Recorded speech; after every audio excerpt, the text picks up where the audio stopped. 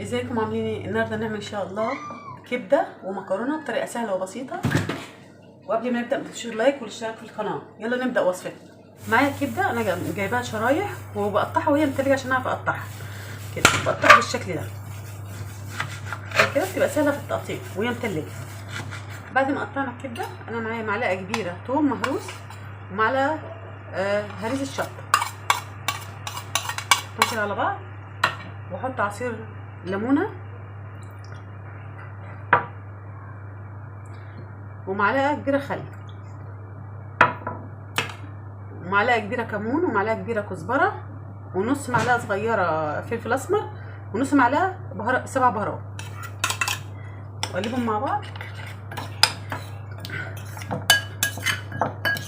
انا ما حبيتش اكتر الخل، عايزه اكتر الخل براحتي، بس انا حطيت معلقه كبيره على الكيلو كده. بعد ما قطعت الكبده ودي الخلطه اللي احنا عملناها مع بعض احط منها معلقه كبيره كده كده واقلبها. هي كده لسه الكبده بتاعتي ما فكتش من بعضها، واركنها نص ساعه تشرب من التتبيله على ما اشوف هنعمل ايه. ومعايا طاسه على النار انا حطيت فيها شويه زيت، يعني حوالي نص كوبايه واكتر من نص كوبايه كده. هسيبهم يسخنوا شويه كده. الزيت سخن معايا. هنزل بالكبده بس شويه، مش هنزل بيها كلها، هنزل شويه شويه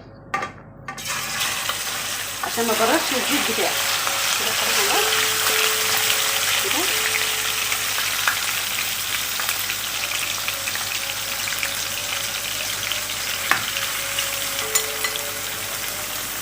بالتتبيله اللي احنا عملناها مع بعض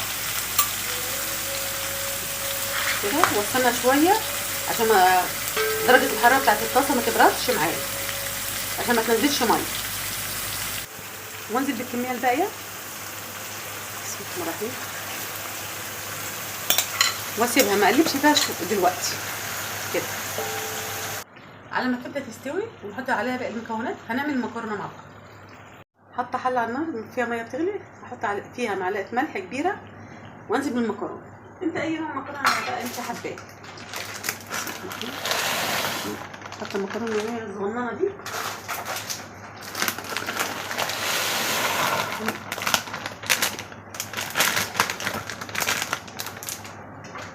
المكرونه اول ما تاخد غلوه معايا بوطي عليها النار وبغطي عليها واسيبها تسيب براحتها. تمام كده. كده هنزل بالفلفل. انا مقطعه فلفلايه حاميه وفلفل بارد، انت براحتك بقى. لو بتحبي الحاجه سبايسي كتري.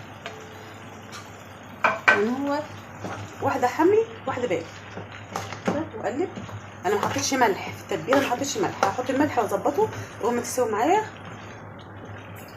الكبده كده. انا هحط الملح، اظبط الملح بتاعي وانزل بمعلقه من الخليط اللي احنا عملناه اللي هو الثوم على هريسه الشطه واديها تقليبه واطفي عليها عشان كده ما تستويش يعني سوا كامل عشان ما تشدش معايا. وفي نفس الوقت يبقى الفلفل اخضر كده ومش دبلان معايا ومش بان في الكبده كده. الكبده استوت معانا، هركنها على جنب على ما المكرونه تخلص ونقدمها مع بعض كده. المكرونه استوت معايا، انا هصفيها وخدت منها نص كوبايه من الميه، خدت منها نص كوبايه. هنشوف هنعمل بيها ايه. احط حله على النار واحط فيها شويه زيت. دي لصلصه المكرونه. نص معلقه صغيره توم وقطع عليها برضو نص معلقه هريسه شطه وحط معلقه صغيره نص معلقه صغيره فلفل اسمر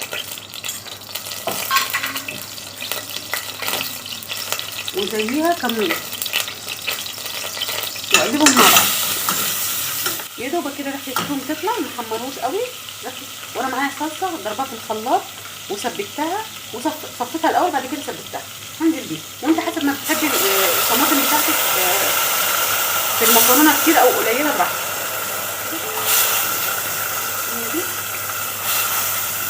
واحط الملح وادوق برده. ومعايا نص كوبايه ميه اللي هي بتاعت المكرونه احنا قلنا عليها بتاعت السلق، بحطها على الطماطم كده. اول ما الطماطم اتسبكت معانا ما بسبكهاش قوي. هنزل بالمكرونه بسم الله الرحمن الرحيم ظبطين الملح بتاعنا وكل حاجه. اللي كانت تقليبتين كده تسخن معايا بس المكرونه واطفي عليها لان ما بسويش المكرونه يعني تسويه كامله، بخليها ايه شويه فاتك كده شويه، عشان كده بسيبها شويه في الصلصه. كده المكرونه خلصت معانا، هنقدمها هي والكبده بقى ونشوف هنقدمها ازاي. وكده بعد ما خلصنا والف هنا وشفا، طعمها جميل وجربيها مش هتندمي.